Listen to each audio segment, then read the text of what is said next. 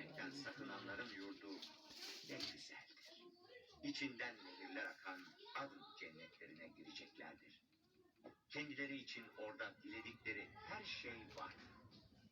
Allah kendine karşı gelmekten sakınanları böyle mükafatlandırır. Melekler onların canlarını iyi kimseler olarak alırken, selam size, yapmış olduğunuz iyi işlere karşılık girin cennete derler. O kafirler kendilerine ancak meleklerin veya senin Rabbinin helak emrinin gelmesini bekliyorlar. Onlardan öncekiler de böyle yapmıştı.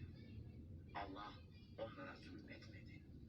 Fakat onlar kendilerine zulmediyorlardı. Bu sebeple işledikleri kötülüklerin cezası onlara ulaştı ve alay ettikleri şey kendilerini kuşattı. Azim olan Allah doğru söyledi. Ey insanlar!